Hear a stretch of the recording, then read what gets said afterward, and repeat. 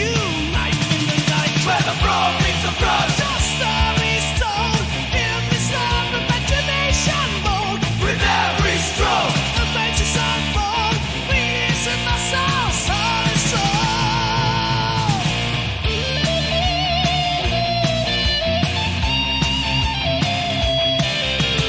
Guidance in hand and worlds to explore.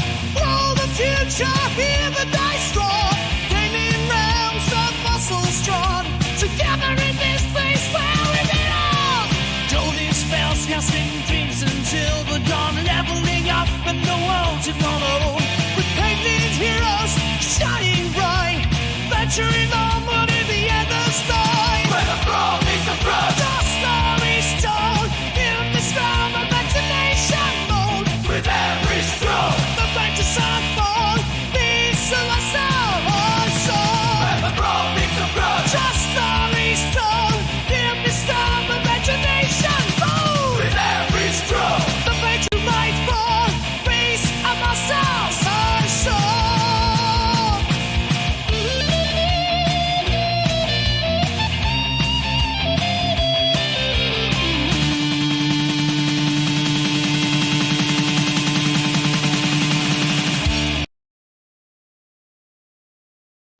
Hello. How are we? I hope you're well.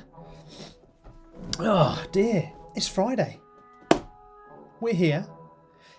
You are watching Minis and Muscles, the only place you need to be on a Friday. Oh, love me. How you doing, pal? Hope you're well. How's online? How are we doing today? I'm very well, thank you. How are you? So how's your week been? What have you been up to?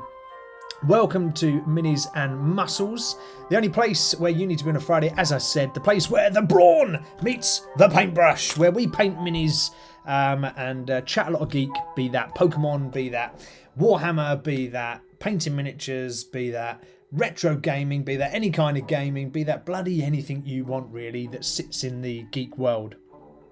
Welcome. I hope you have had a good week. What are you doing? Oh, sorry, what have you been doing over the week? Tell me, drop it in the chat, let me know. I would love to hear what you've been up to. Oh, yes, you hurt your toe. Yeah, I saw that in the Discord, Hal. So, yeah, sounds painful. The week starts tomorrow, bro. Yes, it does. Yeah, so me and Pell are going on a motorbike ride tomorrow. A remembrance motorbike ride for Pell's dad, which will be absolutely banging, so I'm looking forward to that. That'll be a good one. So yeah, the week does start tomorrow. But apart from that, what's everyone been up to? Has anyone done any geekery at all this week? It'd be good to hear from you if you have. As usual, make sure you've got your fresh water. Make sure you've got your wet palette ready so we can do some painting together. So my week, what's been happening over the past week? Crikey. Let me think. So, actually for me, the past week, there's been very little geekery. Very little. There's been no mini painting. Oh, actually I lie. I did spend a little bit of time painting some bases on some miniatures. So I'd painted the miniatures previously and then I changed the colour scheme of the base last minute. So I had to repaint over everything. But I've done that. I do need to highlight the bases, so that needs doing still. But yeah, I did that. That's about all the painting I've done, though. Not a lot for me. What else has been happening? I'm trying to think. Optimus is in the house. He's saying, this week I lost my mind and dropped £1,000 on a 3,000 point full Forge World, Chaos Dwarf army. Holy moly, Optimus! That's crazy, bro. You dropped £1,000 on it. Oh man. Although, to be fair, that's going to look pretty sick because if it's the old stuff, is it the old stuff or the new stuff? I don't know if Forge World are making new Chaos Dwarves. If it's the old stuff, they'll look freaking awesome. Got it less than a third of the price, although so pleased. Yeah, nice. Well, that sounds good, man. That sounds like a good deal. Yeah, was it old school Chaos Dwarves? If so, that would be brilliant because they look awesome. They really do look good as a model. Hal's been working on the Inferno art. Yeah, I've seen that in the Discord, bro. So well done, dropping it in there. So how's the script writing going? For me, apart from a little bit of model painting, I've played some World of Warcraft this weekend a couple of times, but not a huge amount. Only about 2 hours, I think, of World of Warcraft. That's it.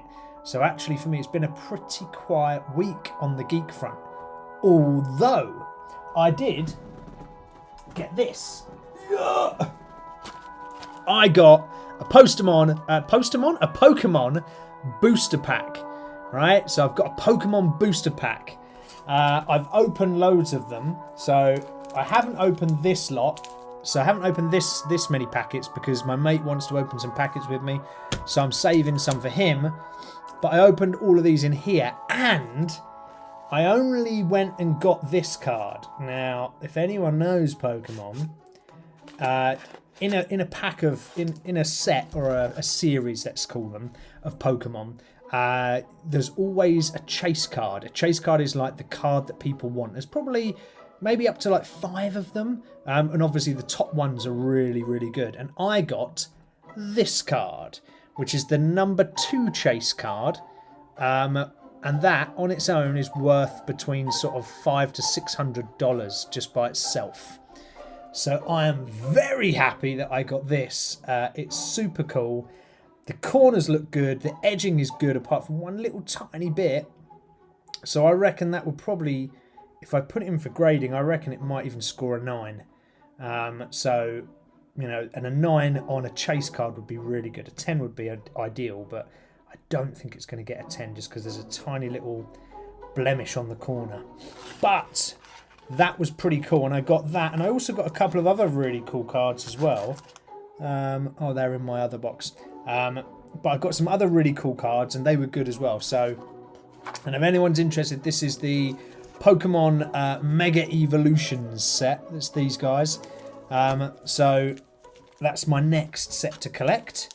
Hopefully there's some more good ones in here. I'm waiting for my buddy to come over tomorrow. No, Sunday.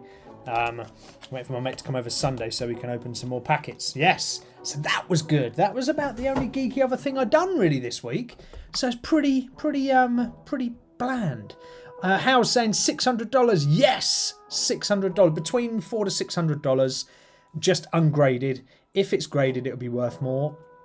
Nice. Going to get it graded. How much does grading typically increase the price? So yeah, I am going to get that one graded along with another rare Pokemon card I've got. And if the rare one, if that one gets graded and it comes out good, so you get a scale of 1 to 10. 1 being the worst quality, 10 being the best. If it's fresh out the packet, it's normally an 8, 9 or a 10. So that's pretty good. I reckon that will probably grade a 9 just because of one of the corners has got a slight little defect on the corner, and they're really picky about grading the cards to give them high grades, because the higher the grade, the better the value. So I haven't checked what a 9 graded one of those cards is worth, but I reckon it's probably 1,500 quid, something like that, £1,500, $1,500 roughly. So it's probably double the value if it comes out good. The other card I've got is a couple of £100 on its own, but if it comes out graded 10, it will be about 1,100 pounds. So yeah, it depends. It really does depend on what it comes out of, what the score comes out of. Sorry, the grade.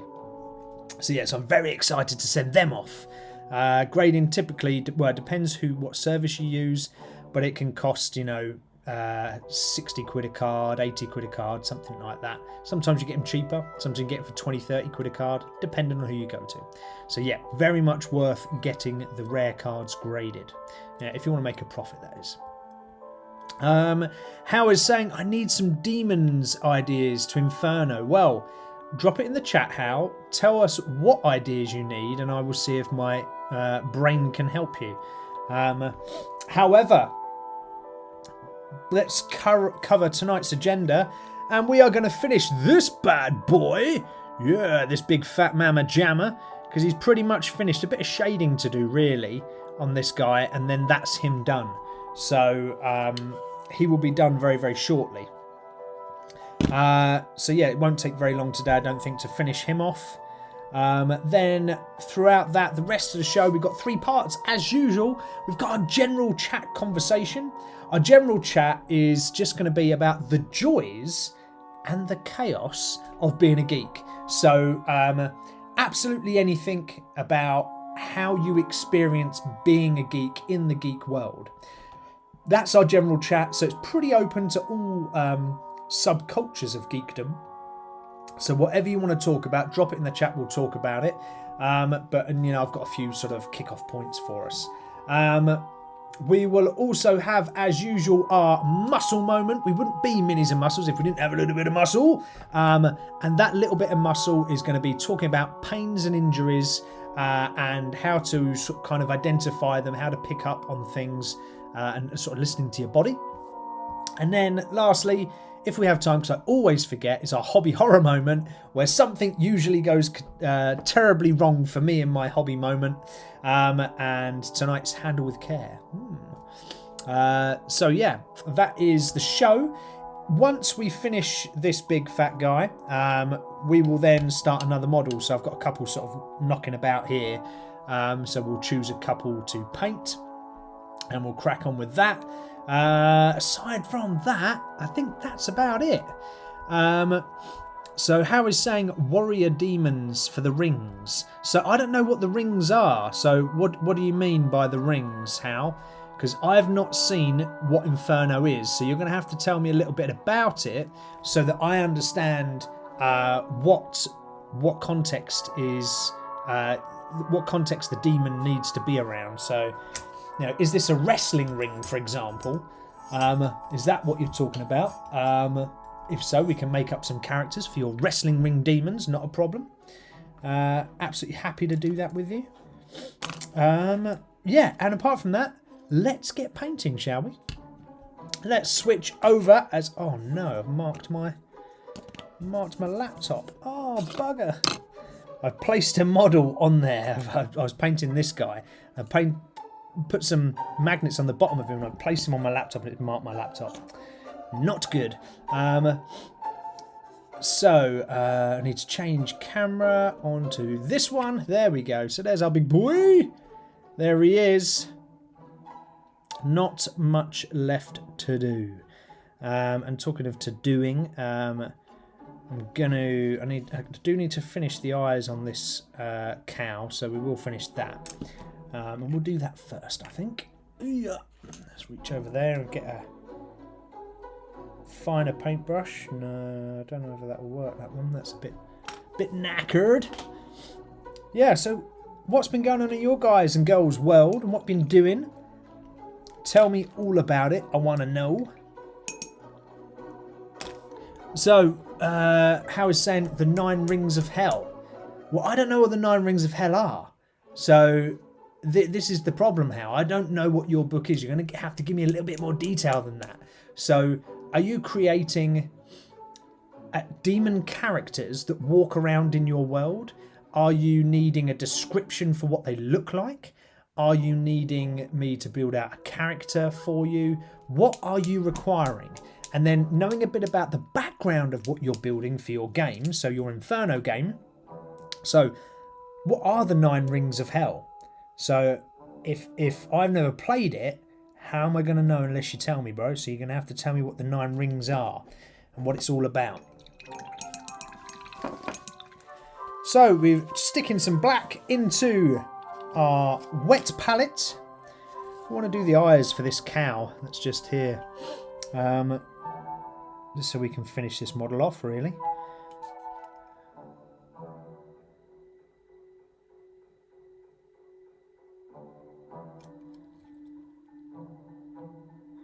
There we go.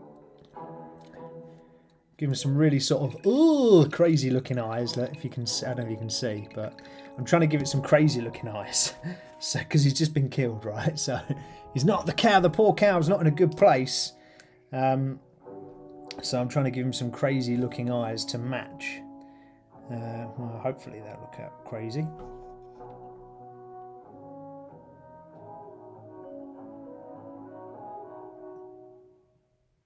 There we go. put a little bit of, well, doing the usual eye trick. So once you've done your eye yourself and you're wanting to sort of tidy it up and make it look a little bit better, you can put the white quite wide, so the whites of the eye can be really wide. Then you just get the skin tone colour that sits around the whites of the eye and trim it in, just to tidy it up a bit. And it always comes out looking pretty good. I mean, it's not perfect, but it always looks pretty good. So it's worth giving it a little try if you've not tried that method for doing eyes before. There we go. Just a little bit around here, actually, around the base of the horns, just to tidy up how that looks. There we go. Got some crazy eyes in there. Can you see them? Just about. There's a little tongue hanging out. Hooves. What colour are hooves? Does anybody know? I don't know if it's even black or what. I don't really know what colour hooves are. And I haven't Googled it, so... Well, we'll leave them black. I'm sure we can have black hooves, right? Well, our cow's going to have black hooves, so there. So there! That's what we're going to have. As always. There we go. So really on this model, it's all about sort of finishing off and tidying jobs. Which is quite nice because it's not so intense on the painting side. It's a bit more relaxed. So, you know, you can sort of take your time, chill out a little bit. It doesn't have to be... They're not sort of really excruciatingly difficult things to do or to paint. So it just enables you to sort of take a moment to check over the model, see what you have or haven't done, because there's always bits that you'll spot. That'll always happen, even when well, not always, but quite often, even when I think I've finished a model and I place it to the side, I'm like, oh yeah, great, that's done. I put it down, I'm like, ah. I just see something and I'm like, oh no, I've missed that bit. So it's always good to double check, but this is the sort of time you can do that when you're doing these little easy bits to do. Oh, the tail's there as well. Dang it. See? There you go. So I don't know if you can see actually, just can't really see too well, but just in here is the tail. So we're going to have to put some colour onto that. Oh gosh darn it. Let's mix up a colour. So How is saying, the rings is limbo, lust, gluttony, greed, wrath, city of dis, violence and fraud. And I got law if you want to hear it. Oh, okay, so the 9 rings of hell are related to how do I put it? An action or a feeling, such as, you know, greed. Got you. So you need demons that are individually part of each ring. So you need 1 demon for each. Is that what you need?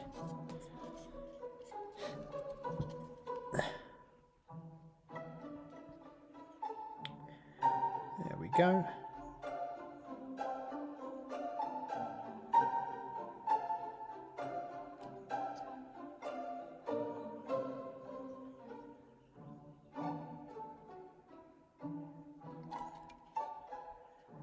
Just putting a little bit of a white colour onto the tail, so the little sort of flappy bit on the end of the cow's tail.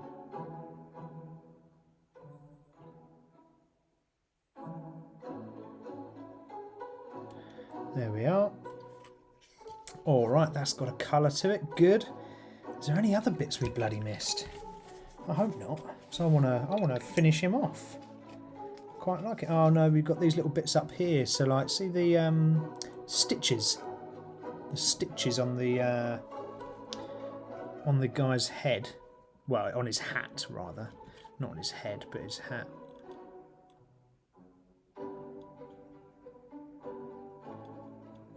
So we've got those to do as well. Crikey. See, it all sort of mounts up once you start looking over the model in little details. Anyway, I've been waffling for the first sort of 10-15 minutes of painting. Oh no, 5 minutes actually. But I've been waffling. I haven't really been talking about our topic. So our topic of today, if I remind myself, is the joy and chaos of being a geek. So being a geek and being part of this geeky world, you know, I wanted to just talk about some things that relate to all subjects of geekdom, whether that's painting minis, playing computer games, playing Pokemon, whatever. But I wanted to talk about different what sort of affects and makes the geek world, and what are the good things about it and the bad things about it. So again, feel free to drop in the chat and tell me what you think the pains and the joys of the geek world are. So if you know some pains and joys of the geek world, tell me, I want to know. And then I'm going to tell you what I think the pains and the joys are. And it's not an exhaustive list by any means, but it's just a starting point for a conversation for you and me, so we can chat all about it. There we go, there's those little stitches done on his head. So you need 3. And the game itself is like Warhammer, so you need 3 demons. Ooh. Okay. And do the demons that you need, if you need 3 demons, are they specifically linked to one of the rings of hell? So if they're specifically linked to the rings of hell, that would be good to know, because then you can relate the name to the rings. So I need to know that, Hal. Tell me. So up on the first part of our chat, I thought I would cover what makes a hobby geeky. What makes a geek hobby geeky? So that was my first point of call for this evening's chat. Port of call, sorry. So why? I mean, what makes it geeky? Oh, I've just realised I've snapped this brush. Don't know if you can see there. There you go. Snap the end of it. That's not very good. Usually when I snap a brush, it means that I'm done with it. So I usually snap it so I'm forced to change it over, and I don't put it back into my rack, so I don't use it again. But we'll see, maybe that's why it was there. Maybe that's why I did it. So we're going to do some shading, and the first shade we're going to put across the model is Agrax Earth Shade. That is what it is. Yes, it is. Okay, the fans. Okay, so you're saying that we need some names for your demons. The 3 demons, and the demons' names need to be related to the 9 rings. 9 rings of limbo, lust, gluttony, greed, wrath, violence, fraud, and the city of Dis. Okay. Alright, so I'm going to have a good old think about that, about what names we can give your demons. And we need 3 of them. So if anyone that's watching can help Hal with his demon names, so he's creating a little game by himself, which is very courageous, because it's quite a difficult thing to do, to create a game. And he needs some help for some names for some demons, so we're going to try and name them by the end of the show. That would be cool. But yeah, we're just applying some shade now to the bandages that are on the arms of our big ogre. I don't always like to put too much shade on, but there is a lot of this model that really requires it. Really requires some detailing. And if I'm honest, as I've said before, I don't want to spend hours and hours painting this guy. I want to have him ready so he's ready for the table. And the quickest way to get detail onto a lot of areas is by using shade paints and contrast paints. Which this is a shade paint, and it just brings out, as you can see, all the nooks and crannies on the bandages that are around his arms. It just makes it look more realistic. Also dulls down the white as well, so the white doesn't look so bright, because in real life that white wouldn't be, especially if it's on a dirty ogre, it's not going to be nice and bright and clean, is it? It's going to be dirty as hell. So we're going to make sure that he's properly represented. So there you go. You can see the difference there on that one in comparison to the one over this side, Oh no, he doesn't have one over this side. One on his feet, sorry. There you go. One's on his feet versus the one on his arm. Look, there you go. So it looks very, very different. So let's do the ones on his feet. If you can, your name is going to be in the book. Oh, wicked. Okay. So we need, I'm thinking I'm going to find a name for one of the demons is going to be a greed demon. Because greed is quite, greed is quite a cool thing for a demon to be related to. So I think that's the first one I'm going to try and name. If anyone else can name, Hal said he'll put your names in the book. So there we go. If you can help him name his demons. What would I name a demon around greed? Ooh, that's a great question. I'm going to have to... I don't think I'm going to be able to answer that just off the bat. I'm going to have to think about this one. Unfortunately, how? I'm going to have to think about it. My pea-sized brain doesn't always work fast enough. Can you see the difference between the two bandages there now? The bandage on the right looks so much better. The contrast seeps into the sort of, what are they bloody called? Seeps into the things, the bits that are bloody deeper than the other bit. The shallow, they're not the shallow areas. Gosh darn it, I hate it when I can't friggin' remember words. But the ink seeps into the area that's lower down. The shadowy area. Maybe let's use that word. And it just makes it stand out, makes it look cool. But anyway, talking of our conversation for the general chat is all about the joys and the pains of being a geek. And the first thing I was talking about is, you know, what makes us drawn to such a geek? What makes us drawn to the geeky world? Now, I'm going to put something out there straight away. Is I think what draws most people to the geeky world is the fact that we don't... Oh, hi, Butterfly Horse. How you doing? Just seeing you pop up in the chat there. How are you? Hope you're well. Hope you've had a lovely week. So, yeah, thinking about what makes us do geeky things, right? I'm pretty convinced that the majority of us that enjoy a geeky hobby do the geeky hobby because we have great imagination. That's my first point anyway.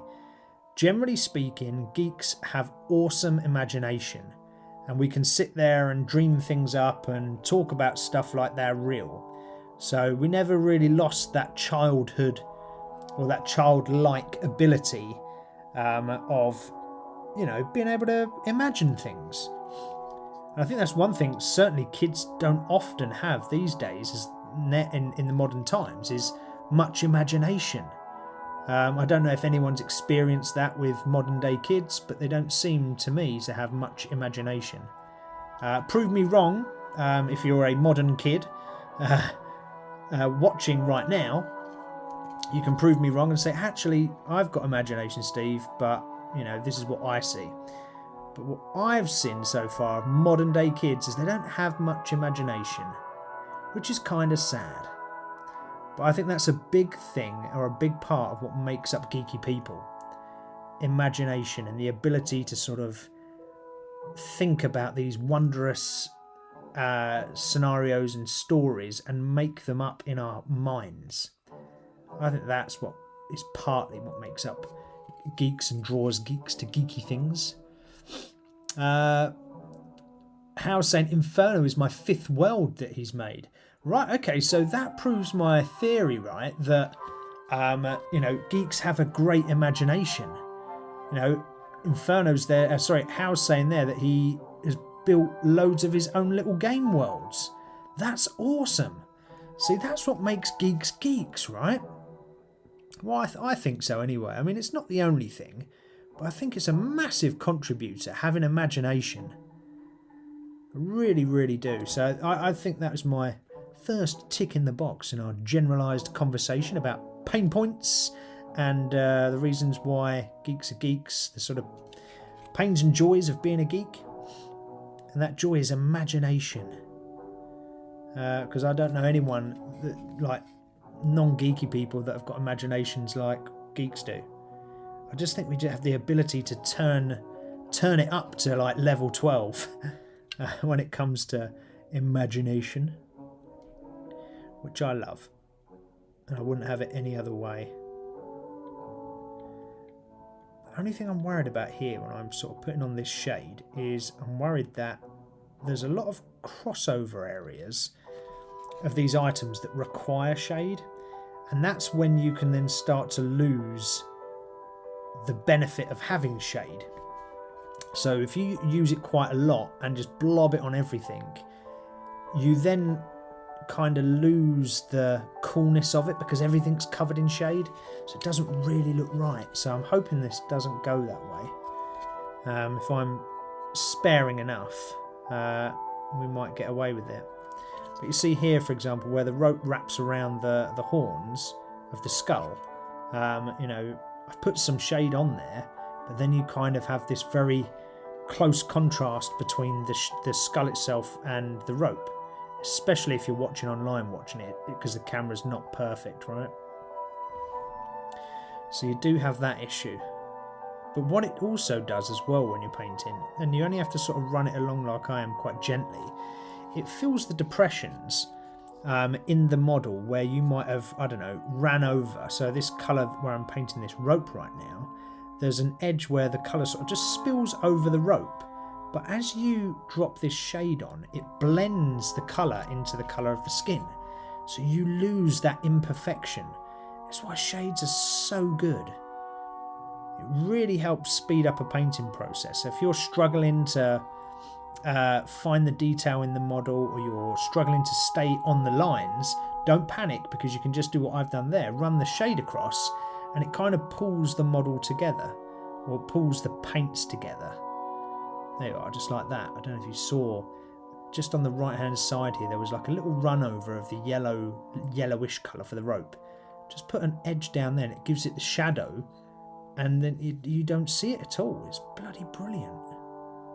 I get obsessed sometimes with using shade colours.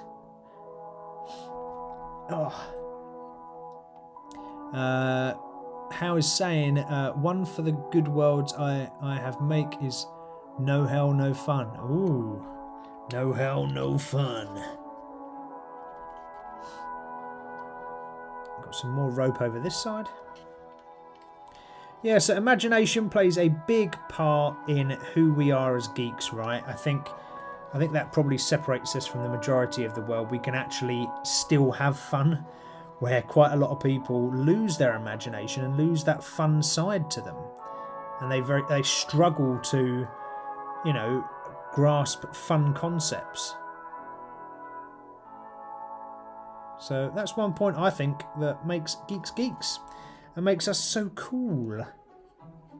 The fact I'm telling you and I that we're cool as geeks is probably completely goes against what I'm saying and shows and proves that we're not so cool, but sod it.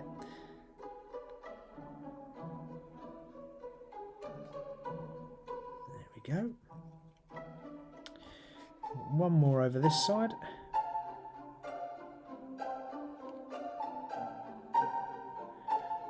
Fill in that. So what other reasons do you think geeks are drawn to the geeky world? Drop it in the comments if you can think about it. Why do geeks become geeks? Why are we drawn to these quite often fantasy-based worlds, or make-believe type worlds, or, you know, these kind of activities that we do? Why are we drawn to collecting Pokemon, or why are we drawn to painting models? Why is that? What do you think? I would love to hear it. I'd love to hear your thoughts on it as to why. Good lore is what How is saying. So good lore brings you into wanting to be a geek, right? And taking part in these geeky things. Yeah, so a good story, isn't it? That's about story. So again, I think that comes back to my first point, which is like imagination, right? Being able to take a story, dream that up in your head, and enjoy it. I really do think that is the key factor, is imagination. What about collecting though? Because geeks quite like collecting, right? So why do we like collecting so much? What's that about? Because most geeks that I know have got a collection of some sort. Be that, in fact, all geeks I know have got a collection of some sort. Be that Warhammer, be that Pokemon, be that Magic the Gathering cards, be that board games. They are collecting something. Why, on God's green earth, do geeks all collect? What's that about? Even Pell, right? My cousin Pell, who's on the chat earlier, he won't admit it to anybody. He'll deny it blatantly. But he's a geek. He just doesn't like to admit it. He's a geek on different things. So he likes wrestling, right? But he loves collecting all the wrestling belts.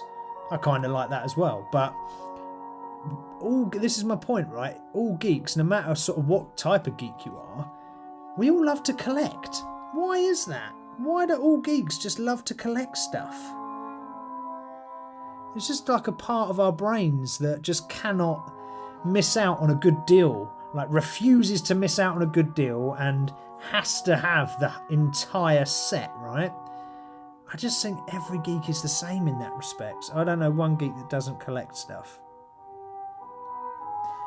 You know, I'm trying to think through all my geeky mates, and I've got one mate that, for example, will not have a miniature for when he plays D&D. However, he's got loads of computer games, and he loves manga, and he collects all of that stuff. So we're still collecting. The geeks just can't help it. I think geeks are the biggest collectors and the biggest, collectors that are on Earth. If you look at, Pokemon value cards, I was talking about that one that I found and how valuable it is. Well, it wouldn't be that valuable if geeks didn't bloody collect everything, right? It's just a really weird concept. And I can't personally get over the fact that just geeks love it so much. Yeah, you're right, How. It is just fun. It's fun to collect things, right? It's fun to have a little challenge to see what you can find and what you can get in your favourite thing. It is good fun. There's no doubt about it. I'm just going to use a slightly different wash now contrast, sorry. I just want to do this belt to see if I can change the sort of look of that belt a little bit and see what it looks like. But it's not quite as dark as Agrax Earthshade. This is Gilliman Flesh. Not quite as dark, but I just wanted to give this belt just something. I'm not sure if this is right or not, but let's give it a go.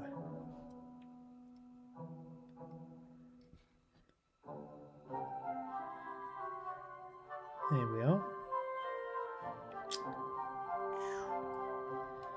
Not sure. Not sure if that's right or not. I mean, you can never really tell with stuff as well till it dries. And then you can go, oh yeah, that looks sucky, or that's good, that's come out well. So we'll see. We'll wait till it dries. We'll give it the benefit of the doubt. Here we are.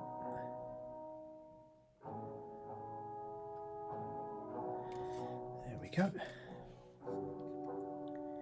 Yes, what else am I going to talk about? So we talked about sort of what makes it geeky, and my belief, personal belief anyway, is that I think geeks are the people that have the imagination, and the imagination allows them to interact with these various different hobbies and things, because quite often a geeky hobby requires some form of imagination, whether it's playing D&D and imagining you're a character, or whether it's playing Warhammer and you're now a commander or of a massive army, whether it is, watching Lord of the Rings or Harry Potter, you're believing in this sort of different world, that's escapism sort of world. And every geek has it. It's not just me, I promise. It's every geek. So there's other geeks out there that can vouch for me there. Only thing, it's got to be ever so careful with this shady contrast paint, because as I've just done a couple of times, when you go over the edge, it's because it's really thin, it does spread really easy, so you've got to be a bit careful not to go over the edge. Quite hard sometimes, but you know, don't worry, you can go back and mop it up and change it and correct it. We'll go back with some green in a bit and change that bit where I've just gone over the edge. There we go.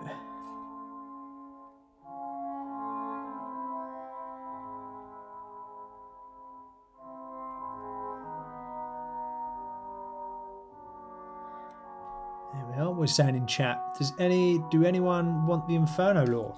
Yeah, why not, man? Or you could stick it in the chat on the Discord as well, so people can go back to it, because once obviously you post it in the chat here, it then disappears, so people won't always be able to go back to it. So it might be a better idea to stick it in the Discord, because then it's around forever. As long as you're okay with sharing it though, dude. That's the main thing. As long as you're happy sharing it, I'm sure everyone else will be happy to read it. So that's the main thing.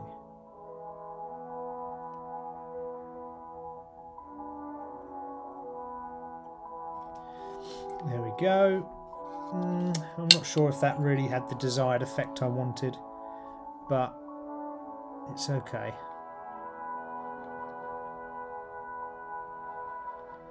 It's done now. 'Tis done now. Yeah, it didn't really have the right effect, although I will try and use this on the cow's tail. There we go. There we are. That's good there. I've got some normal here as well, so a more blacker, darker shade that we're going to use. So this one here, whilst I close this one up, they always have these little blooming tabs on the back here, so you can't close the paint properly. It annoys the heck out of me. Why they bother putting those on, I do not know. I always cut them off because I get just peed off with them.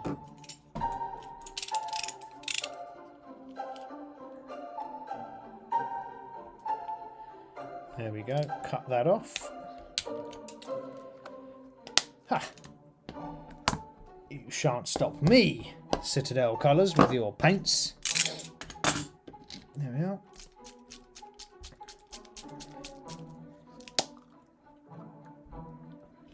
So we've got this darker colour. Now, I don't know whether it should go over the fur. I think it should. Yeah, I think it should. But you've got to be careful when you're doing it. Whoa! As he drops it. Because again, it just fills in some of those areas and sort of hides some of the crappy paint job that you might do. And you know, especially when you're painting something fairly quickly and you're kind of rushing and you're not really paying attention, hides all the mistakes. So again, if you're worried about painting and making everything perfect, well, actually shades help in that sense. And you can just use shades to cover stuff up, which is quite nice. Recess, that's the word I was looking for earlier and I couldn't think of it. God damn it. Gosh darn it.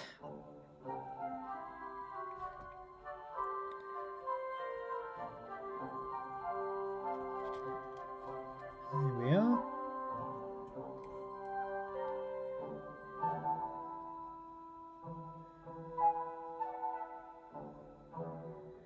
There we go. Labale jabale. Just going to wick some of that away because looks like that's going to drip everywhere, which we don't want. So again, if you've put too much contrast on, you can always just put your paintbrush back on the edge where you don't want it Use your paintbrush to suck it all up, and then paint it on an area you do want it. Right down there, see?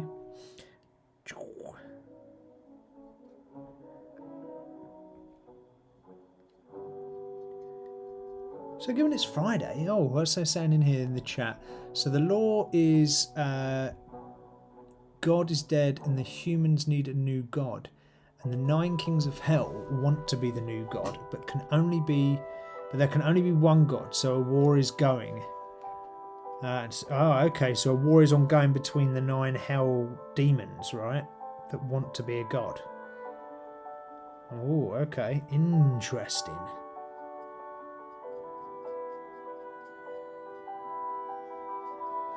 So we need to think about these demon names, don't we?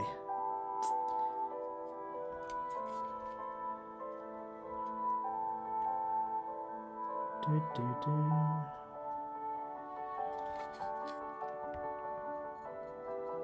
need to think of some good demon names. That's one thing I really like about, talking about the imagination side of the geek world. Things like creating worlds or creating characters for those worlds with names and backstories. I really enjoy that. I think that's one of the most fun parts of making your character. If you're playing, your Dungeons and Dragons or whatnot. It's just super cool just to make up names, make up the places where they've been and what they've done, and breathe a little bit of life into them. And when you do that, I find that it means that people feel a lot more in tune with their character.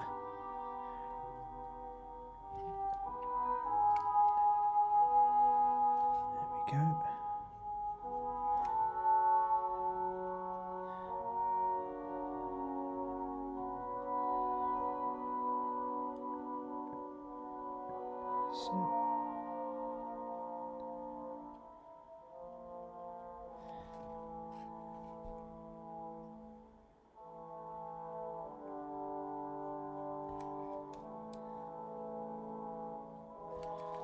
So what else I want to talk about anyway? Made all these points about sort of the sort of good and the chaos of being a geek and what it means to be a geek and why we are like we are. So we spoke briefly about what's the key sort of characteristic that makes a geek, and my assessment of that is that the key characteristic of being a geek is 100% imagination. Geeks have the best imagination beyond anyone else. Is my theory. I'm up to being proven wrong, but that's what I think. And then I sort of pointed out that why do all geeks collect stuff? Every single one is always collecting, always, every day. Doesn't matter what they're doing, even if they see something new, they're like, oh yeah, I like that, have to get that. And I know this because I am one and I do that all the bloody time. So I know how dangerous the geek world is. So yeah, so geeks always do that, right? So they always collect. What about like geeky hobbies as a whole? Do we think they're quite difficult to play or quite easy to play? All these different games and things that we do, hobbies we do as a geek. Is being a geek quite difficult? There's my next question for you. Is being a geek quite difficult? Yeah. Oh, Hal's saying you play a demon army in Inferno. Nice.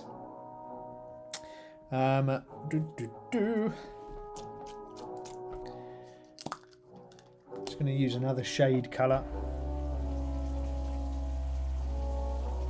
Got lots of shades on this guy. I could really go to town on the skin, but it would take so long. And I just don't have the patience. I'm not going to lie to you. I just don't have the patience for it.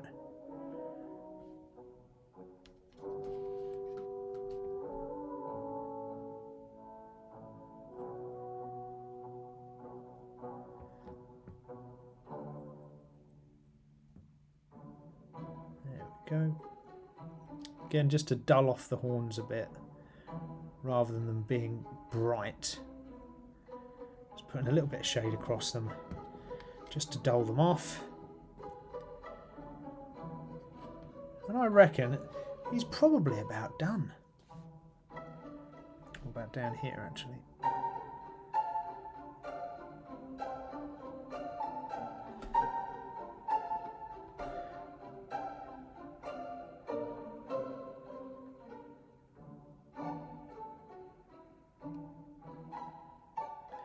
Yeah, probably about done. I don't think I want to do a huge deal more on him. Only because it just gets too boring and repetitive. But what do we reckon, guys? Do we reckon he's looking pretty good? I think so. You know, again, what we're not doing here is not going for Golden Demon. We're not going for Master Awards. We're doing, you know, good tabletop standard. I think he looks pretty good. I think he looks good enough to get on a tabletop and play. I think so. There we go. Right, so I think we'll put him to one side, and I think we're going to get a new model out. I think that's what we're going to do. Right, place him over there. There we go. And I'm going to grab this little guy whilst we're here. So I've got this little Space Marine. However, this little Space Marine is slightly different. So he's got, I don't know if you can quite make it out. If I bring some extra light in here. Just bring this forward a bit. Can you see?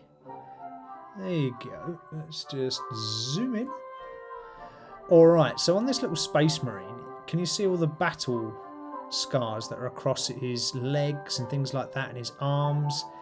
Even his eye, if we're looking here, it's actually been shot, and it's got like a big hole there. And then if you look at his helmet on the bottom has a massive hole in it where it's been blown through, which I really like. I think that's super cool.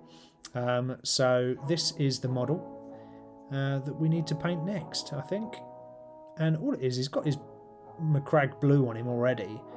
It's just now about applying the colours for his pouches, for the weapon, and then, you know, obviously the face and the sort of blood that's going to be dripping from his face. That's the next step. Yeah, so that's what I think we need to do for this guy. So we're going to start him. Seeing as there's not a huge amount of people online tonight, what I don't want to do is start doing lots of crazy votes and then, you know, not have enough votes to decide on things. So I made a decision for us this evening. There we go. We're almost halfway through the show anyway, so... Right. Drop that down. Where's my other brush? That's there. Looking for my other brush. I'm going to use some gold. Drop that into my wet palette. So the gold I'm using is a good old Retributor armour, and I'll use that for things like the Aquila, which is on his chest here.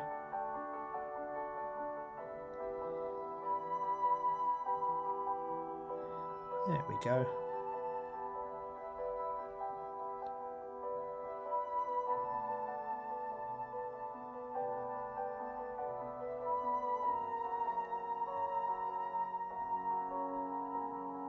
Gotta love a bit of a gold Aquila.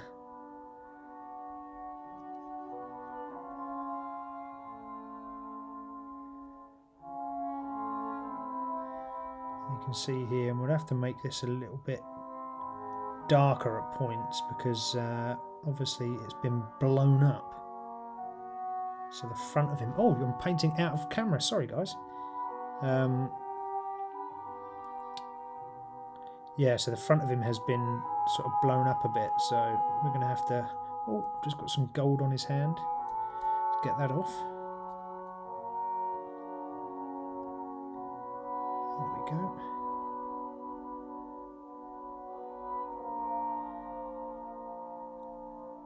Oh, God, I keep on going all over the place tonight. What's wrong with me?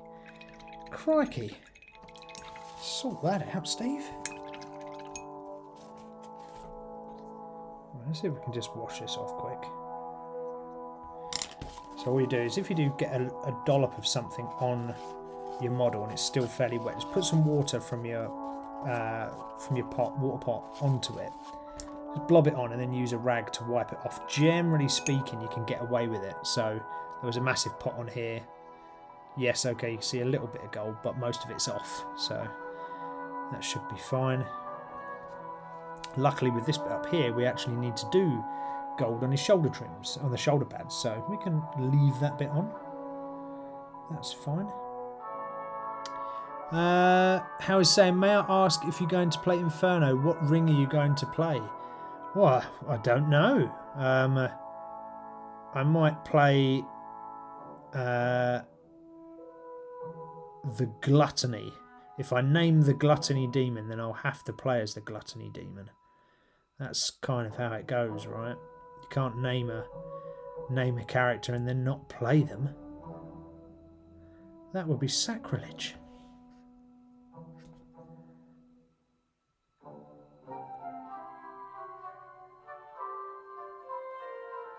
There we go. So all we're doing is shoulder pads at the moment. There's lots of battle damage on this guy, which I really like. I think it looks very, very cool.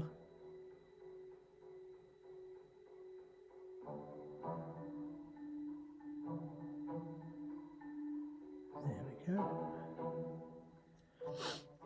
Oh, got a little bit at the top there.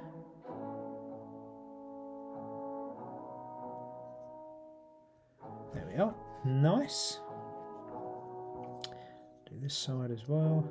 So he's going to join my Ultramarines.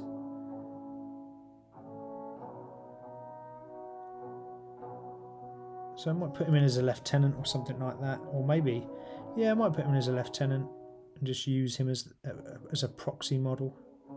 More than likely. Because he is a bit of a standout geezer.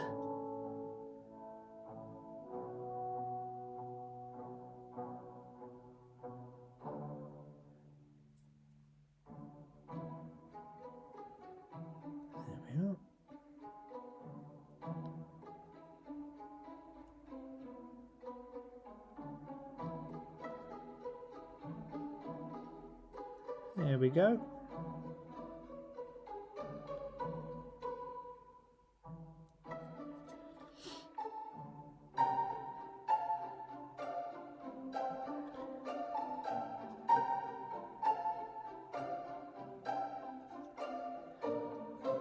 Cool. Okay, getting there slowly. It's always with these shoulder pad trims, it's like difficult because they have a really tiny edge to them. And if you don't paint the edge and it stays blue, it then looks really weird. So you have to use your finest steady hand to then paint the edge of the gold part of the trim. It does require a steady hand, that's for sure.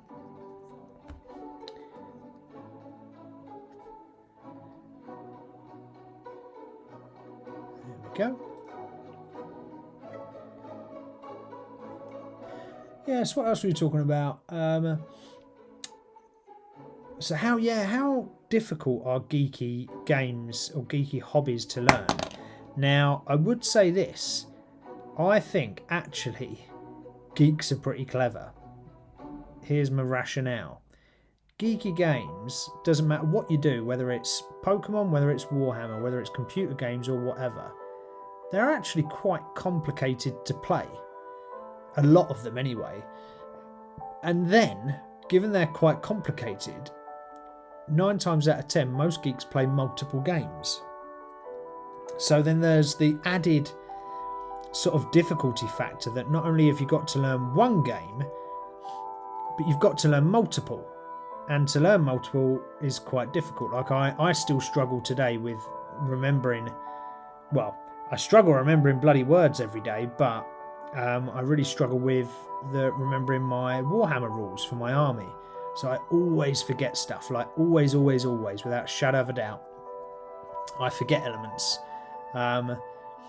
So I do find that quite difficult as far as the hobby goes, and I think that's why it does take a certain amount of intelligence to be a geek and play the geeky games. That's my belief anyway. I mean, correct me if you think I'm wrong. So Hal is saying he's thinking about playing or making hell dogs in Inferno. Ooh, hell dogs, nice. What, as a enemy of the game? Possibly an enemy. Got some black here already pre-made up, so I can go over this weapon. What I'm going to do on the weapon is actually cover the whole weapon in black. Don't want that being blue at any point, so let's get into all the nooks and crannies and get the black straight across it. There we go. Yeah, so I think you know, learning geeky games quite often is pretty difficult. I still haven't learned how to play Pokemon yet. I know like what the Pokemon characters are, and you know, as in know how to collect them, know all about the series box sets, but I don't know how to play the card game. I have an idea, but I'm not particularly very sure my idea is right. So, you know, I haven't even learnt that yet, and that's purely because all the rest of the games I play, D&D, Warhammer, etc., takes up the rest of my brain capacity, along with work. So I do find that it takes quite a bit of brain cell power to be a geek. What do you reckon? Chuck it in the chat comments. Are geeks cleverer than the average person? That's what I want to know. Are geeks cleverer than the average person? Cleverer. I don't even think that's good English, so I won't be getting on there. Are geeks more intelligent than the average person? That's what I want to know. If you agree with it, drop it in the chat and put yes with the big capital letters. Yes, geeks are more clever than the average person. I think so, because we play so many bloody games and there's so many rules to them all. You know, there's a lot to remember there, man.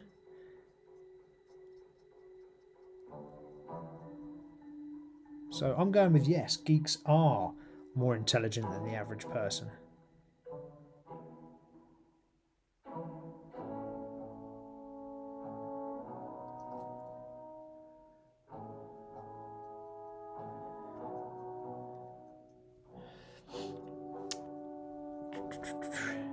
It's PvP? Your game's PvP, Hal? Oh, crikey.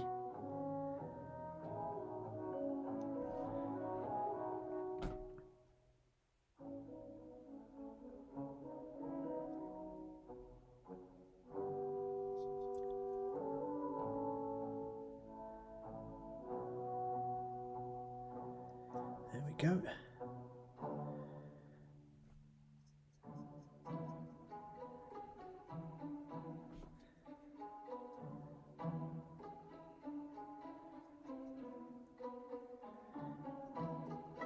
I bought this model second hand, and I've got a feeling just through painting him that he's got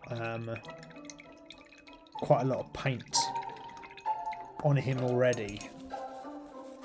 So he came undercoated black. I've then sprayed him blue, but I think he's got a lot of colours underneath him already. Sometimes when you just paint a model, the paint, when you layer it on, even when it's very thin, it looks like thick and it doesn't look flat, if that makes sense. It doesn't look like it's going flat across the model. And generally speaking, that's a good indicator that if you bought the model second hand, it's got too much paint on it. So there's too much sort of layered paint underneath what you paint, or yeah, underneath what you're painting, and that's why it looks a bit funky.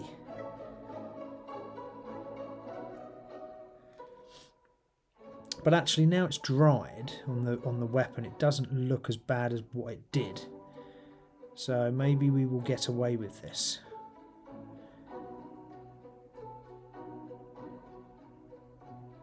Hopefully, he says. Hopefully. Right, I need one of my other Space Marines actually to remember what colours I used. What did you think it was like D&D? Yes, I did. I thought it was like D&D. That's what I thought your game was, Hal.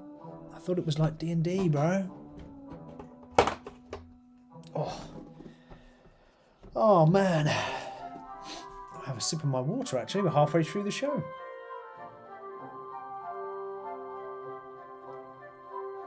I say water. It looks like a pot of wee, but it's not. It's a vitamin drink, so vitamin C drink. Just to make sure I get all my vitamin C inside of me. Mixing up some brown. So I can paint some of his pouches on his back, and now I'm throwing paints all over the place. There we go.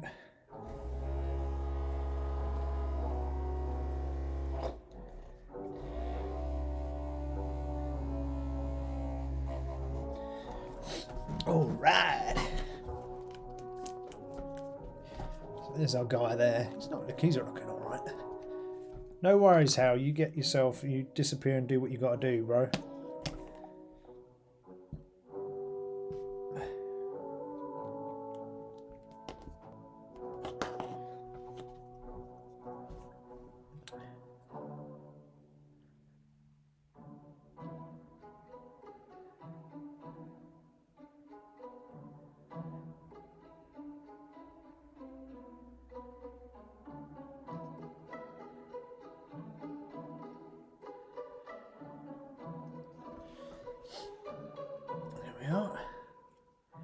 Yeah, so we've spoken about difficulty of playing geek games, and the fact that I think geeks are more intelligent than the average bear.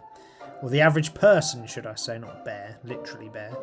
But yeah, I just think geeks are more intelligent because there's so many things we have to learn as geeks. Like, way loads than the normal person who just sits and loafs in front of a television. We have to learn all these games. We have to learn all these rule sets. That takes dedication, I tell you. It's not just something you get overnight, you know. You have to put blood, sweat and hours into learning how to be a geek and mastering how the world of geekdom works.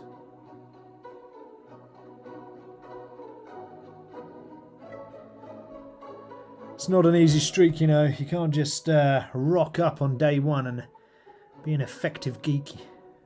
No, no, no. It's a lifestyle. It's a dedication.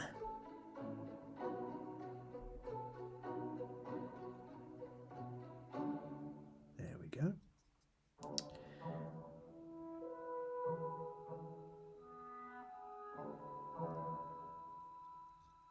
Oh, there's a little bit around there.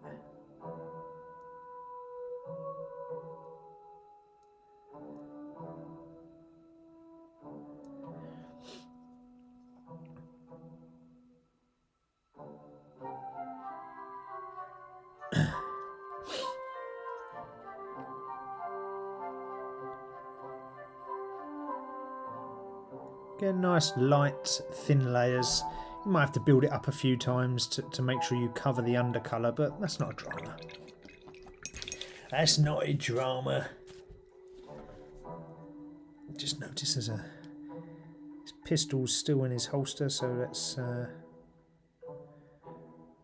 do the pistol grip.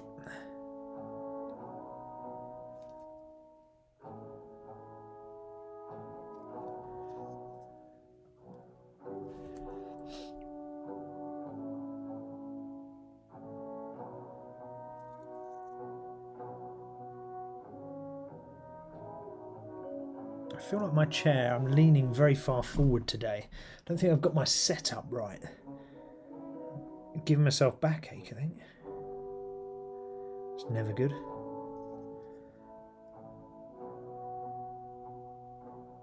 I hear you all crying. That's what happens when you get old, Steve. Yeah, true.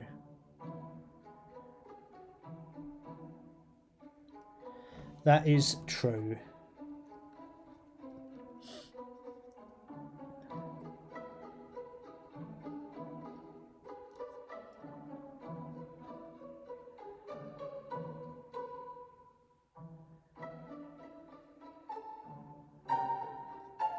There we go. Just wanted to make sure I've got the black in on all of the joints as well, so that sort of exoskeleton suit they wear underneath their armour.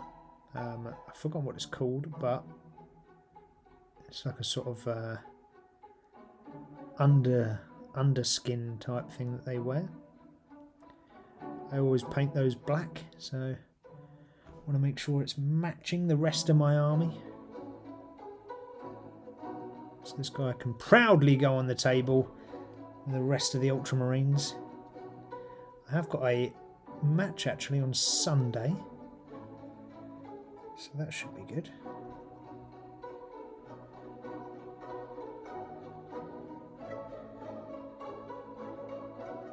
So I don't know whether I'm going to take Ultramarines or whether I'm going to take my Sisters of Battle. I'm not sure. But I will need to decide.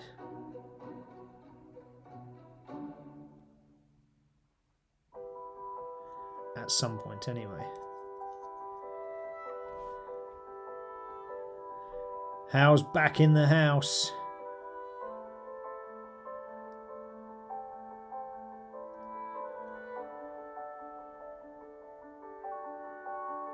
There we go. And again, don't worry too much if you go over the edge, not a problem, because we've got to go around and tidy stuff up anyway. So if you just nick a little bit here or nick a bit there, don't panic. We'll fix it all after.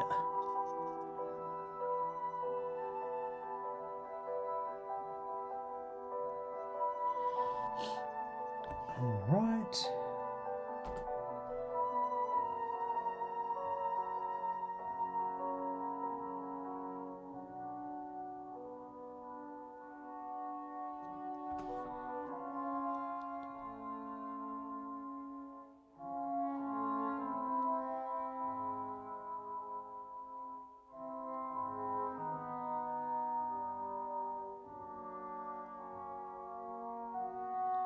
Okay, so that's that. Alright, I think the black parts are done. That's good.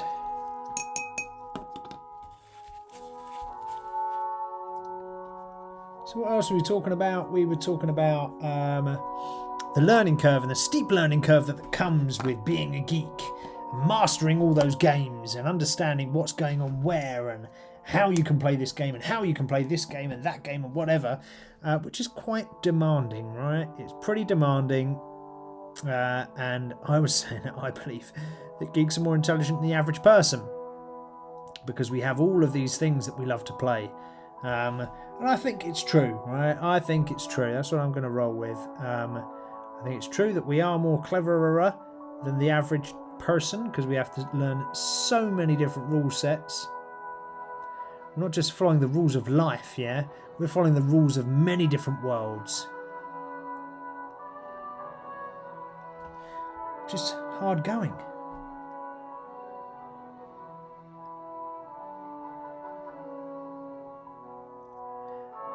What else is it? It's pretty time consuming, right? So geek life is, you know, and this is a pain point, I guess, of geek life, that it is time consuming, painting these models, playing these games.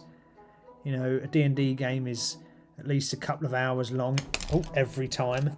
You know, so it's a lot to do. A Warhammer game can take a few hours, you know, especially if you're not that great like I am at remembering stuff. You know, it takes more than what a pro would do. But that's okay. That's absolutely fine to take a little bit longer time. But you then have to factor that into everyday life.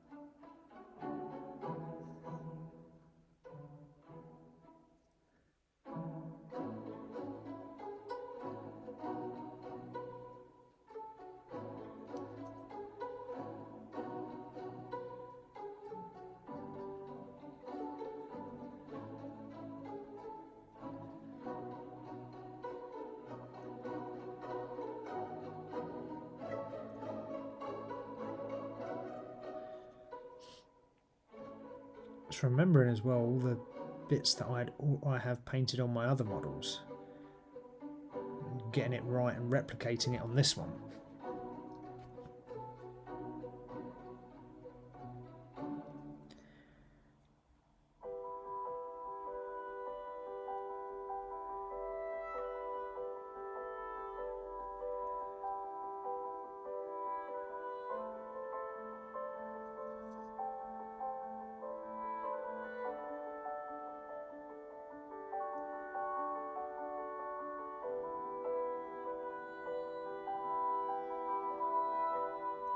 Go.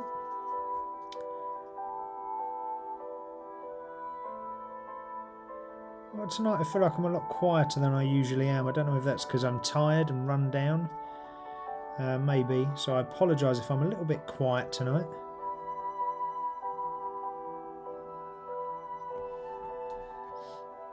Do forgive me.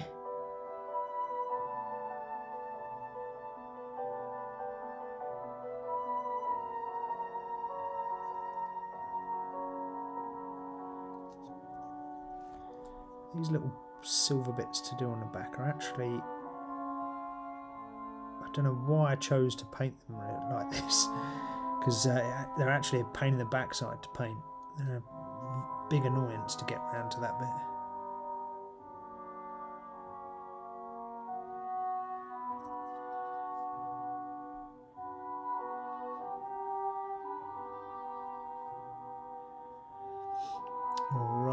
Alrighty, so we got that. This needs to be silk. That's a little bullet right there, so or a bullet casing. Oh no, it is an actual full bullet actually. It's got the case and the bullet and the tip there, so let's paint that and then we can put a more metallic-y colour over the top. Did I paint? I'm going to have to just nip away for 2 seconds just to check how I painted my Space Marines. I just need to get one for reference. They're literally on the table in front of me, so I shall grab it now.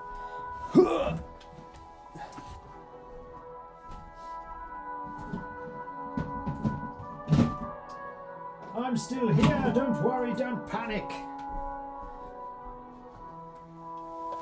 Oh, there we are. Okay, so here's one. Like, really simple, really simple. Nothing difficult about this guy at all. But good enough to stick on the table. So that's what I want to copy. Blood, I the name of the kings. What's that? What do you mean, Hal?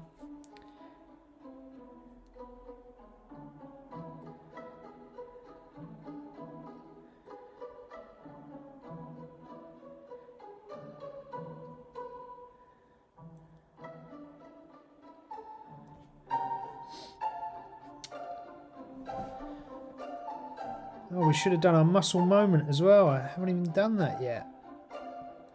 Dagnammit.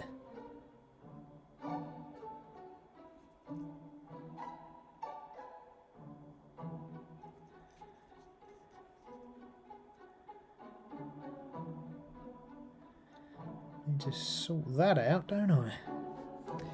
Gee whiz.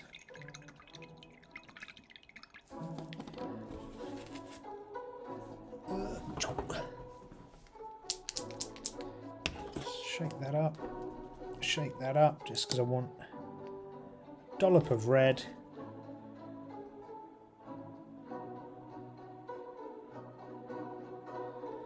For that little button. And I want a dollop of green for the little button next to him. Like that. There you go. Oh, sorry, didn't paint it on screen. There you go. So just a red button and a green button just on his arm, just because the others have got it. See, there's one done earlier. He's got it, so they've all got to have it.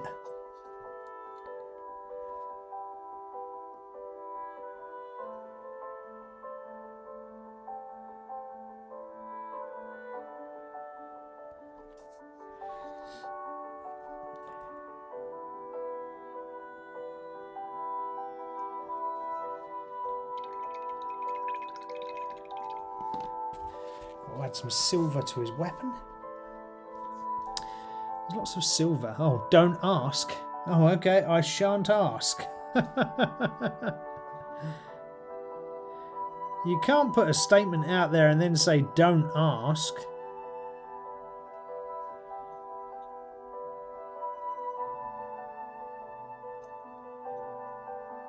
It's just going to make everyone want to ask.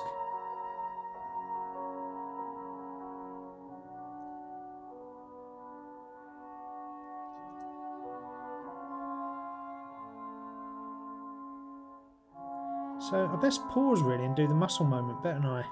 Because we wouldn't be the place where the brush meets the brawn if we didn't have a muscle moment. So let's switch over cameras. Yes, we're back this way.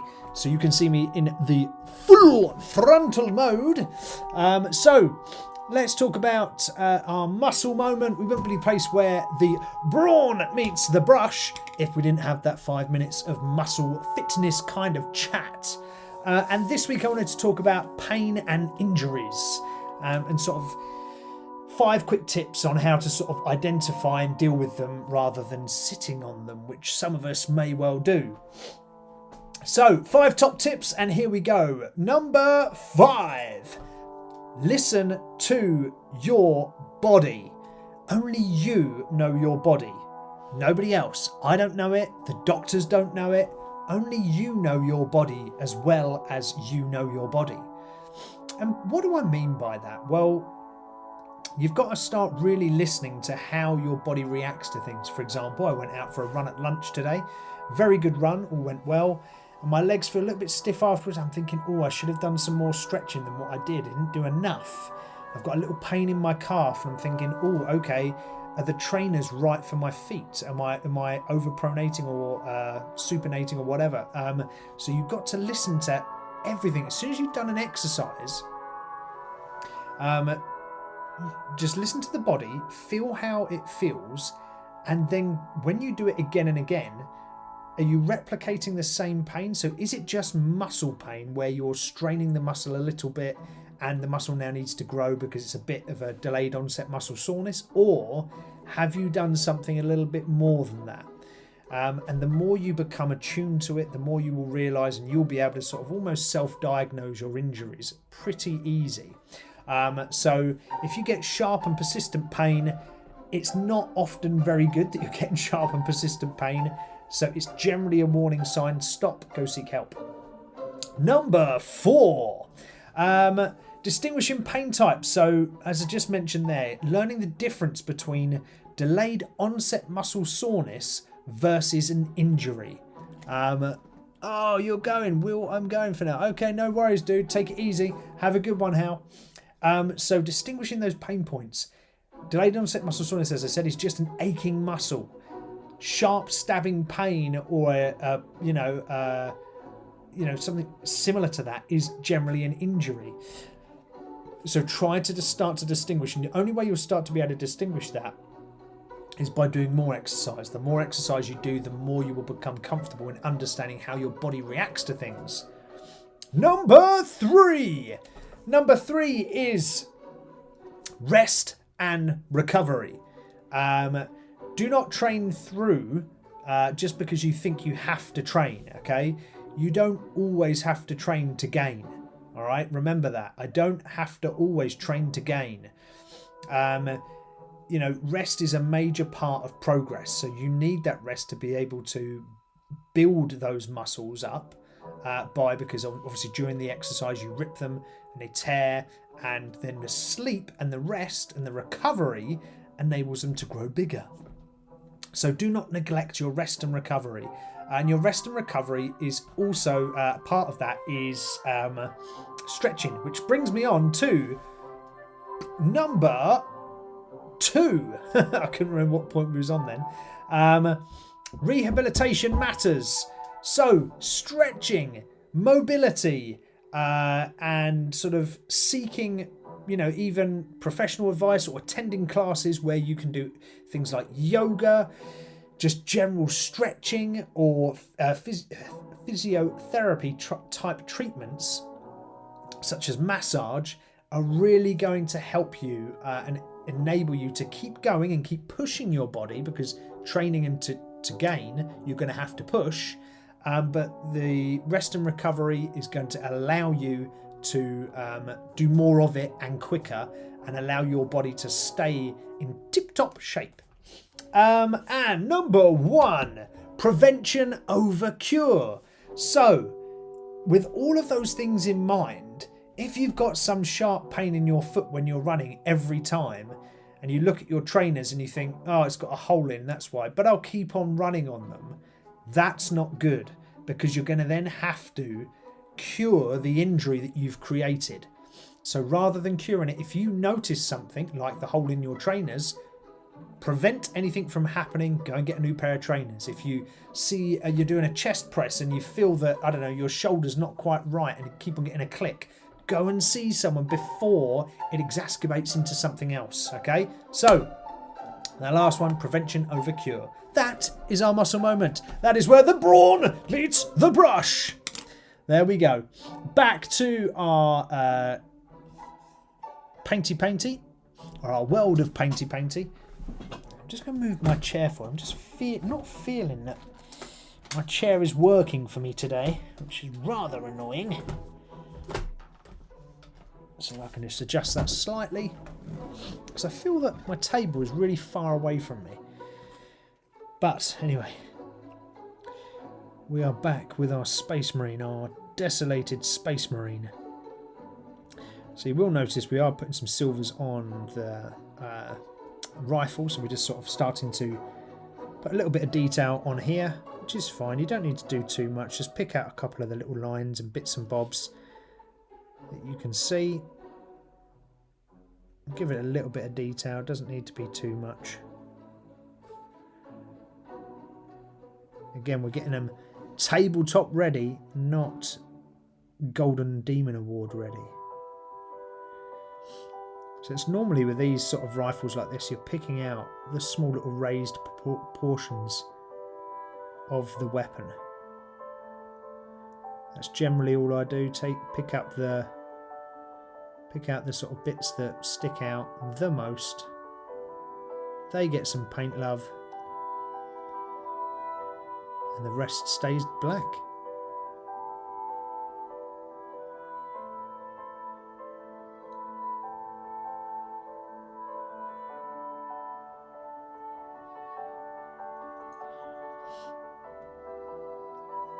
There we go.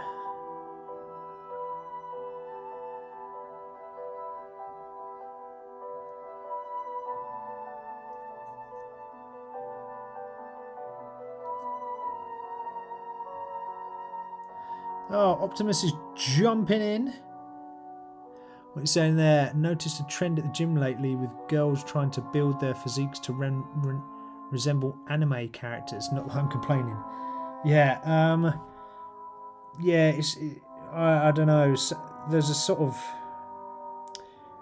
ladies' fitness is sometimes driven by some very strange thought processes. You know, but people like what people like, I guess. I can't say that I particularly like it or think it's right, but there are certainly some odd ones out there. Well, then again, though, people probably think I'm odd, so you know, don't worry too much about it, Optimus. There are some strange ones out there. I can't agree with everything they do.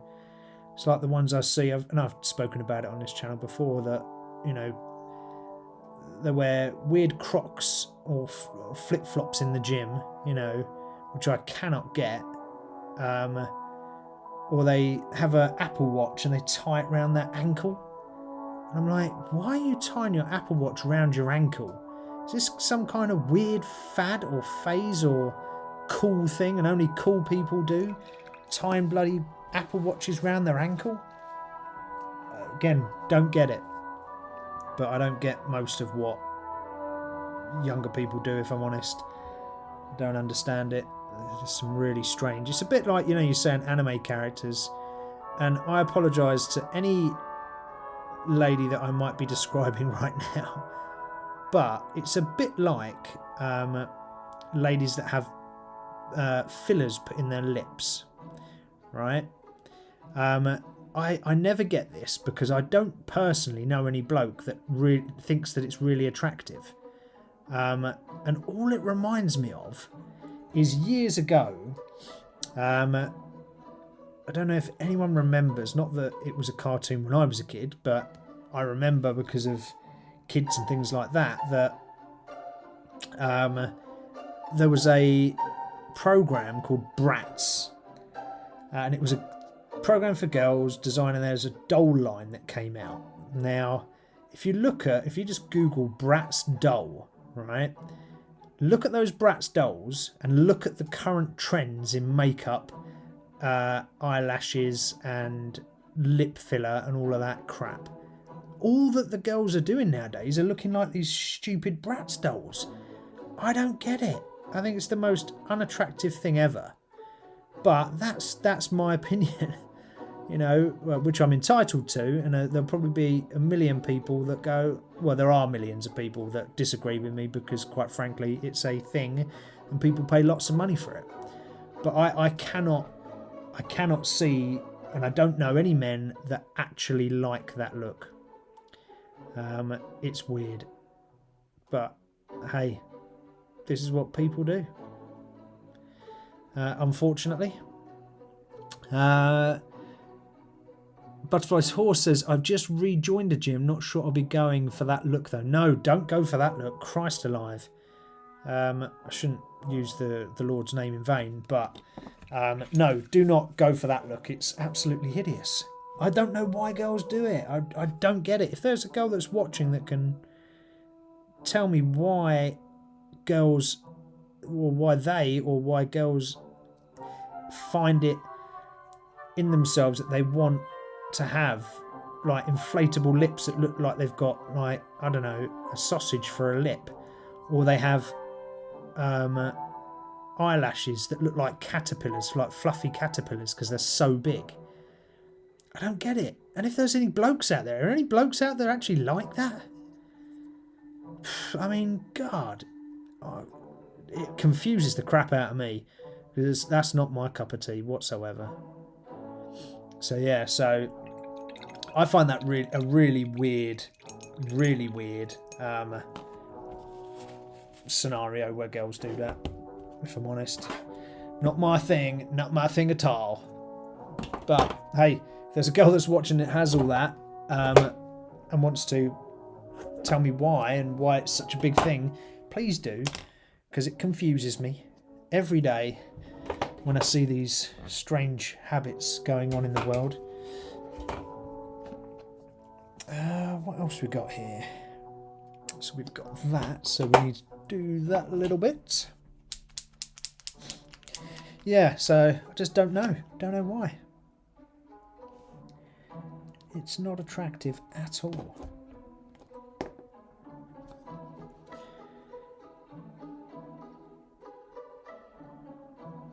But then again, I mean, I'm sitting here preaching about that and I'm painting a little toy soldier. You know, they'll probably sit there and go, well, you do that. So, and yes, that's true. I do paint toy soldiers. That's very correct. However, it doesn't affect my body. I'm not putting foreign objects into my body. I swear later down the line, all these sort of things are going to bite people in the arse, where, you know, it's going to be found out that actually it's really bad for you to have XYZ, or it causes, you know, X disease or Y disease or whatever it is. Because it's usually, you know, 10 years later, all this stuff then comes out, doesn't it? Where people have learnt that, oh no, we thought it was really good, but actually it's not very good at all. So we really shouldn't do that anymore. But again, that's my opinion. And we're all entitled to it, an opinion. Whether we are right or whether we are wrong, that's what makes the world interesting. Right, because there's so much difference. Oh, I'm painting off camera, apologies. Yeah, well, that's what makes the world interesting, because there is difference in everything. There we go. He's looking all right. Just comparing him to this guy here. He's about the same, isn't he? Yeah, about the same. Cool. He's got no little ones of these on him though. So he doesn't have any of them to do. Oh, he does have that. We need to paint from instead of silver. We need to give it like some kind of goldy type effect. Let's give it this one. Yeah, 20 minutes left of the show. It's been a very quiet one today. There's not many people online. So it always makes it slightly more difficult when people are not online. Just because you kind of run out of steam of talking to yourself quite often. It's quite hard to do. Unless you're a really strange person who just likes to talk to themselves. I am not that. There we go.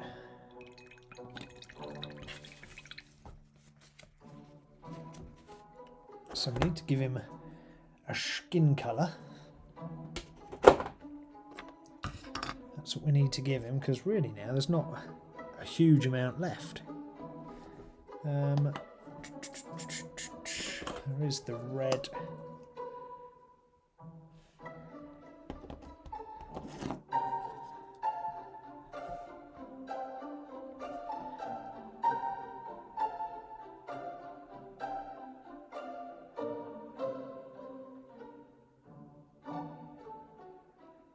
Red on his helmet down there for one eye that's left. Apart from that, I think it's literally just his face, so that's good. Okay, let's go for... I'm going to go for Bugman's Glow. That's the paint we're going to go for. And then we're going to go a wash over the top of that to give it a sort of darker look.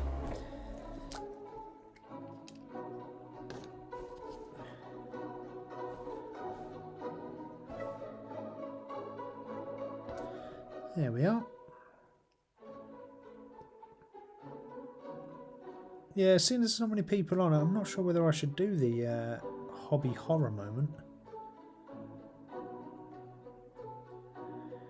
It's quite difficult sometimes to work out whether it's worthwhile doing, you know. I did say a while back actually, when we had 10 or 12 people online watching, whether or not we should change the day of the stream. So instead of being on a Friday, it's on a different evening. And everyone voted for Friday, to keep it Friday. But I'm kind of thinking that maybe Friday's not a good day. Because quite often people are not as sad like I am, and they tend to go out places on a Friday. Whereas I tend not to. The furthest I'll really go on a Friday will be to the gym. And that is about it.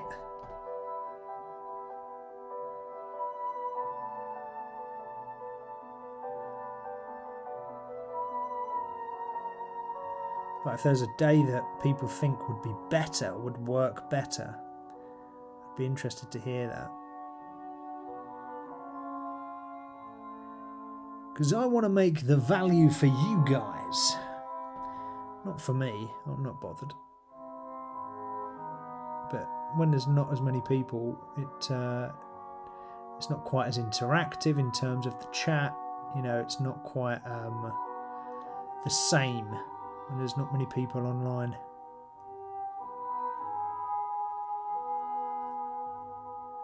So if there's a better day, maybe we should look at that better day.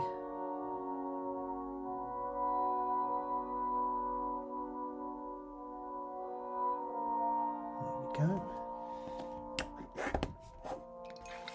I might give him white hair actually, just for shits and gigs.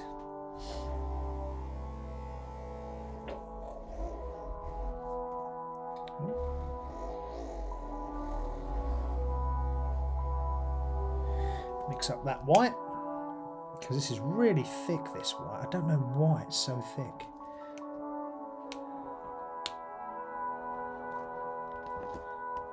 Always have to water that down, regardless of whether it goes in the wet palette. Always needs watering down.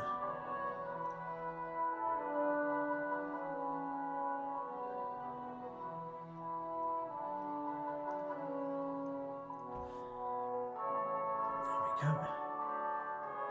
Might need my geek glasses for this bit just so I can get that right. Get them geek glasses on.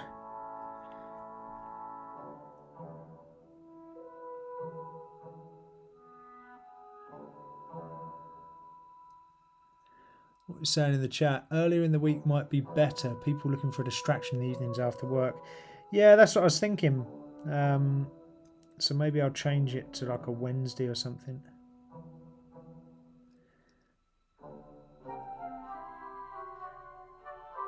Sometimes difficult to know, Optimus, of what day is good for people. But I'll ask in the Discord as well, because that will help understand a little bit more about people's not availability but preference. Crikey, I've really used too big a brush there. I've overrun on the hair, but you know, never mind.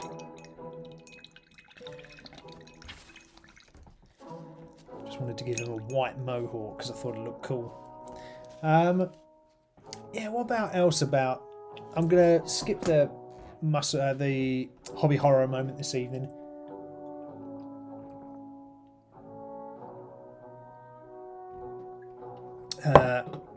But we'll carry on chatting about, you know, the joys and chaos of geeking and the hobby world of geeking.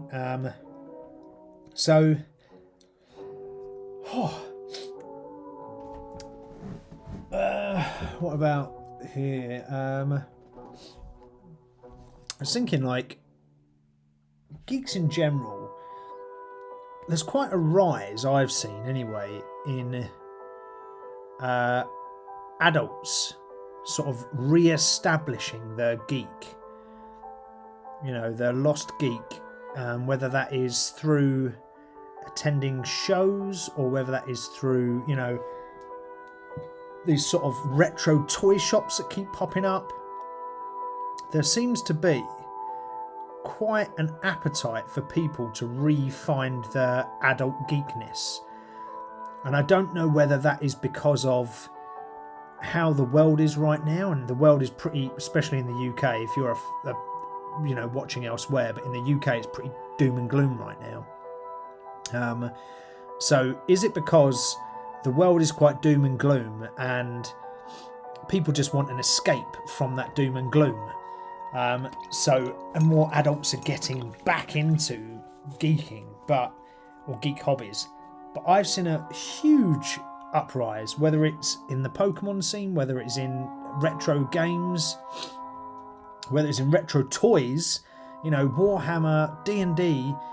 So many more geeks are actually adults. Now, it could be twofold. It could be because of they're trying to escape the harsh realities of life, especially here in the UK, or it could be that, you know, the geek hobby is a very expensive hobby, right? And is it that we're the only ones that can afford it?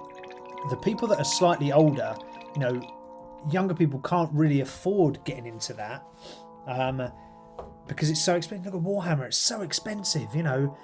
A lieutenant figure, this isn't a lieutenant figure, it's a general space marine, but he just looks cool. But like a lieutenant figure is like, you know, 25 quid for one mini. That's ridiculous. And Games have just put the prices up again, you know. And is it because it's so expensive? I don't know. I mean, Optimus is saying that's called a midlife crisis. They're trying to refine their youth. But yeah, but what my point is, what's the reason for them trying to refine their youth? Perhaps a lot of people are fed up with the work and tax and trying to do something they used to enjoy. Yeah, I agree, man. That's kind of my thinking on it. Is I actually think that people are just trying to find happiness in something, and the geek world offers pure escapism, which comes back to that point about geeks having great imaginations and all the rest of it. I just think that, you know, people want out of this shitty kind of reality that we live in right now. So using the geek world to get out of the reality and into a new world. They're fed up of paying through the nose for all their bills and all the rest of it. So they're like, oh, sod this. I just want to get out of this world and I just want to, you know, do something more enjoyable. So maybe that is the reason why.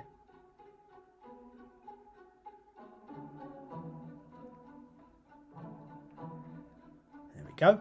Look at that eye. That's a good one. Yeah. It's pretty good. So I wanted a kind of pinkery, more pinky kind of tone, but I don't want to use, I'm going to have to make a mix here, I think. Just want a slightly more pinky kind of tone for his lip. That's not bad. Just mixing up a colour in me wet palette just to use for his lips, because it's always quite nice. Like, quite often people forget about the lips, but just giving them just a slight off colour.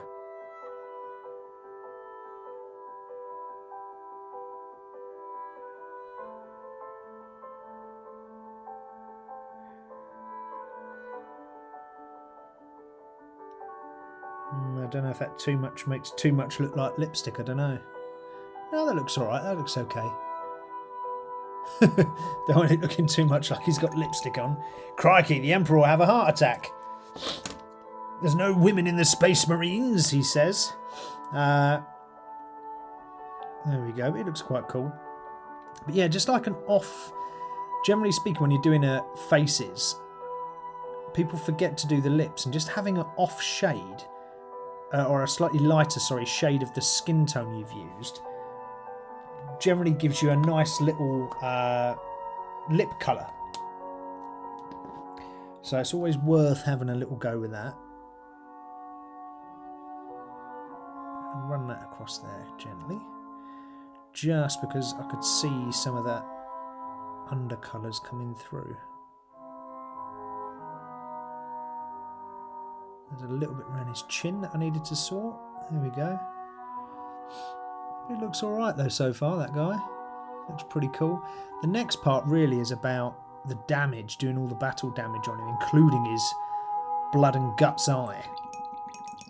I mean, what I'm thinking I might do is just get some blood and guts or blood effect paint to pour into his eye socket here and let it literally pool on the armour. But you can see the armour's sort of chipped down here, so I'm going to have to make some efforts here on all these scars and chippings. So we will probably do that next week, so we've only got 5 minutes left of the show. But for a model that's literally painted in 2 seconds flat, you know, you can put that on a table and work with it, and it looks absolutely fine. There's no real hard detail gone into that at all. Nothing whatsoever. It's pretty darn easy. Optimus is saying, yeah, I saw a new Chaos model just out and it was 25 quid for a small bit of plastic. Yeah, that's why a lot of people are turning to 3D printing. So 3D printing, you know, 2 of my buddies have just got a 3D printer each, and they're just smashing out models all day long. You know, so there is going to be a lot more people that are playing Warhammer with proxy models, and a lot of people sort of moving away from Warhammer and Games Workshop if they keep on putting prices up, because it's just unsustainable. People just can't pay that kind of money. It's just crazy. Yeah, so I think we're going to have to use a sort of mix of battle scarring techniques for all these bits and bobs on the model next. a load of blood and guts for his missing eye. That's going to be cool. But apart from that, he looks alright, doesn't he? I should really name his weapon, but I'm terrible at handwriting. That's why I never do the handwriting on these banners. I'm so bad at writing. So yeah, but that is a basic Space Marine painted in, you know, what, half hour. So he looks pretty cool, right? I like him a lot. There we go. And he matches with the other Space Marines that I've painted recently. So again, simple design. Kept it easy, kept it simple. All I've done on this guy, put a bit of grass on the base, put a stone on there as well. Look, it's not a potato, it's a stone. Just a stone out my garden, just thrown it on there, glued it on. So that's all here. Well, actually, he might just get a little sprinkling of grass actually across his base. And that's it. Nice. Let's just change across to this view. Ah, my peeps. 'Tis that time. Let's lower that down so it's a bit out of my face. But let's turn that off because we don't need that anymore. But it's end of the show. That's it. It's been a good one. It's been a quiet one, but a good one. So sorry if my chat hasn't been on par today.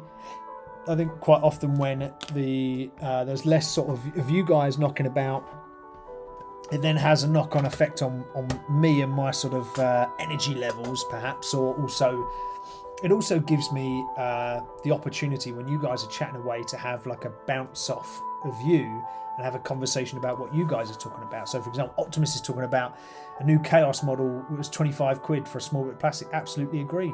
It's the same as the new Space Marine with a jump pack. Lieutenant with a jump pack is like £27, £27.50. It's crazy. So a lot of people will go to things like these 3D printed models. Look how good that is for a 3D print. That's bloody brilliant. That's just as good as a Games Workshop model, and that's 3D printed. You know, I've got another one. This one's primed, but just as good. The details just as good. So you know, people are going to go to that. I really do think, because especially once they're painted, you can't really tell the difference. I don't have a Space Marine equivalent, but you know, this is a 3D print that I've painted. It's just sat on my table. You know, that's what they look like when they're painted. You can't tell the difference. Looks just as good. You know, so people are going to move away, I think, from paying the crazy prices unless something happens, unless someone does something to bring the price down. But I cannot see that happening. I cannot see, you know, Games Workshop lowering their prices. They raise their prices pretty much every year religiously, if not twice a year, and it's painstakingly horrible. So we'll see what happens for the future of gaming, and whether it just shifts across to 3D prints and everyone just gets rid of, you know, all the store-bought models, buys their own, doesn't buy the updated 11th edition, let's say, for Warhammer or 1 D&D. They use all the old stuff. So they use 10th edition Warhammer, they use D&D 5th edition or whatever it is, and they just continue to use that forevermore. Might well happen. Did you hear about the guy at GW is suing because he designs models that could be used for the games? Yeah, I know. I cannot see how that is going to work. And if they win that, if Games Workshop win that case, I think that's disgusting. Genuinely disgusting that they can then say, oh, it could be used to play in our game. What? Who are you to stop someone using it? I'm going to use this paint pot for a model because it's the same. This base size is the same as a base size here. Look, identical. So I'm now going to use a paint pot for all my models. You can't stop people just because there's some similarities, for God's sake. If it was a complete rip-off, and I mean, let's take this model, for example. If someone was made a complete rip-off of that model, it looked identical in every single way, then yes, they have a leg to stand on. But if they get away with suing this guy and they win, I think that will destroy the modelling world, to be honest, because they could just say anything can be used in their game. You know, I've got 3D printed model here of a bear. Oh, well, that could be the new Space Wolf's enemy, and so you can't use that bear. You know, it's endless. So I'm really disgusted about that. I hope that doesn't go any further. But anyway, I would like to thank everyone that has joined the stream today to chat along with me. Optimus, Butterfly Horse, How, Pell, all you guys that have jumped in today to say hello. Hello to you all. Thank you for joining. You keep me going on a Friday night. It's a pleasure as always. Please make sure you like the video when it goes live, as in so when it posts after the live. So after the live, it will post straight to YouTube. So please do like it or put a comment on there. It always helps the algorithms. Make sure you share the channel with all your geeky buddies so they can all get a bit of minis and muscles out of Friday. We will consider moving the next stream we do. Perhaps we have a few more people on. We will have a good old chat about whether Friday is the day or not. And we might move it to maybe midweek or something. We'll see. But apart from that, have a wonderful geeky weekend. I'm going to be playing Warhammer on Sunday. And next week I've got a couple of days off work and all I'm going to be doing is painting. So I might do some impromptu lives next week. And I might just do some paint-along sessions where I'm painting my own stuff and, you know, you can just watch me and I'm just going to sit there as quiet as a mouse painting along. So I might do that as well. But anyway, thank you. Appreciate every single one of you. Take it easy, stay safe, and I will see you all next Friday at 7 p.m. or perhaps Monday, Tuesday or Wednesday on an impromptu live. Anyway, for now, stay safe. I will see you soon. Geek it up. Enjoy your weekend. Get out for a walk. Enjoy the fitness. Enjoy the world. Love you all. Ta-ra, bye-bye. Minis and muscles with heroes rise. The tiny world still but it skies. Crushing head with power we fight. Strength that breaks you. Light in the night. Where the brawn meets the brawn. Just story stone. In this land of imagination mode. With every stroke. Adventures unfold. Minis and muscles. Heart and soul.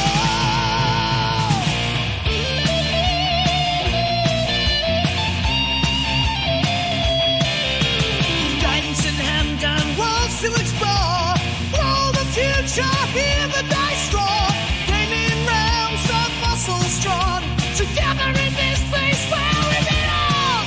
Joining spells, casting dreams until the dawn. Leveling up and the world's in our own. With painted heroes shining bright. Venturing on.